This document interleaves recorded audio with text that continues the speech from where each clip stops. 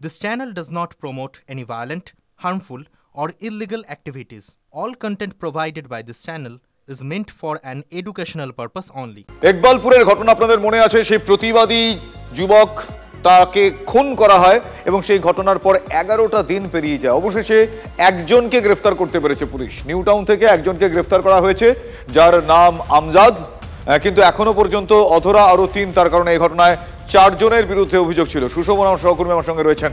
আমি 5 জনের নামে এফআইআর ছিল, 5 জনের নামে এফআইআর ছিল, একজনকে গ্রেফতার করা হয়েছে, ফলে এখনো আরো 4 জনকে পাকড়াও করা পুলিশের বাকি। 11 দিনের মাথায় একজনকে গ্রেফতার করা হয়েছে, যার নাম আমজাদ। আমি জানবো, আমার সহকর্মী সুশোভন আমার সঙ্গে টেলিফোন লাইনে রয়েছেন। সুশোভন, 5 জনের মধ্যে মাত্র একজনকে গ্রেফতার, পুলিশ কি বলছে? দেখো, এই আমজাদই ছিল মূল মাথা, এমনটাই অভিযোগপত্রে রয়েছে। তার কারণ আমজাদ এবং তার 4 সঙ্গী এরা যখন প্রকাশ্যে মদ্যপান করছিল তারই প্রতিবাদ করা হয় এবং প্রতিবাদ করে ধনরাজ প্রসাদ, এবং তারপর কিন্তু তাকে চপার দিয়ে মারা হয় এবং তারপর সে মারা যায়। তাহলে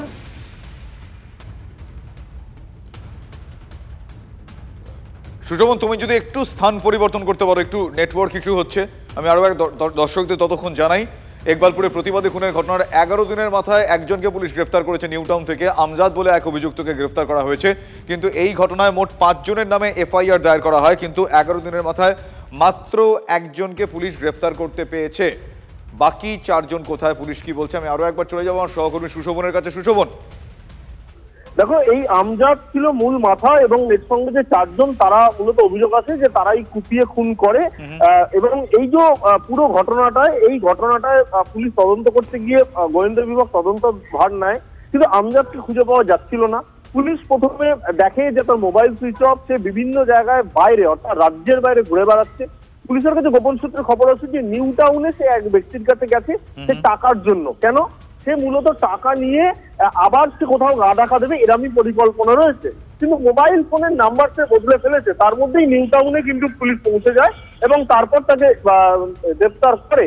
মূলত এই আমজাদের বিরুদ্ধে অভিযোগ ছিল যে ধনরাজ প্রসাদ, তাকে কিন্তু খুন করা হয় এবং ইতিমধ্যে তাকে গ্রেফতার করা হয়েছে এবং আরো যে সঙ্গীরা রয়েছে, অর্থাৎ আরো যে 4 জন, তাদেরও নাগাল পাবে বলে পুলিশ আশাবাদী। কারণ এই যে আমজাদ, তাকে গ্রেফতার করে তাদের সন্ধান পুলিশ করতে পারবে। বেশ, আমরাও সে আশা রাখলাম যে আরো 4 জন, যাদেরকে এখনো পুলিশ ধরে উঠতে পারেনি। এই ঘটনায় মোট 5 জনের বিরুদ্ধে এফআইআর দায়ের করা হয়েছিল, 5 জনের নামে এফআইআর দায়ের করা হয়েছিল। এখনো পর্যন্ত ঘটনার 11 দিনের মাথায়, একবালপুরে প্রতিবাদী খুনের ঘটনা 11 দিনের মাথায় একজনকে পুলিশ গ্রেফতার করতে পেরেছে। নিউ টাউন থেকে গ্রেফতার করা হয়েছে তাকে। গ্রেফতার যাকে করা হয়েছে সেই গ্রেফতার যুবকের নাম জানা যাচ্ছে আমজাদ। আমজাদ এই ঘটনার মূল মাথা বলে এখনো পর্যন্ত পুলিশ বলছে।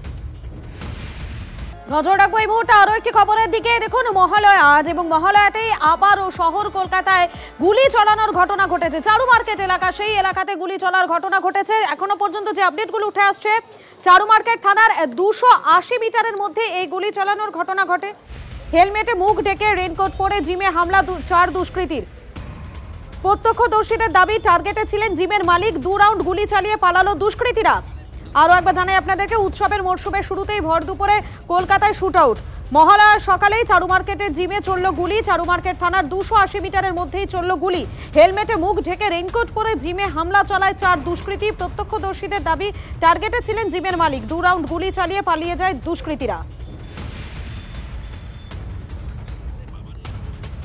মহালয়ার দিন শুট আউটের ঘটনা ঘটলো চারু মার্কেট থানা এলাকার। চারু মার্কেট থানা থেকে কিছুটা দূরে দেশপ্রাণ শাসমল রোড, সেই রোডের ওপরে একটি জিম রয়েছে। সেই জিমের ভেতরেই গুলি চালনার ঘটনা ঘটে।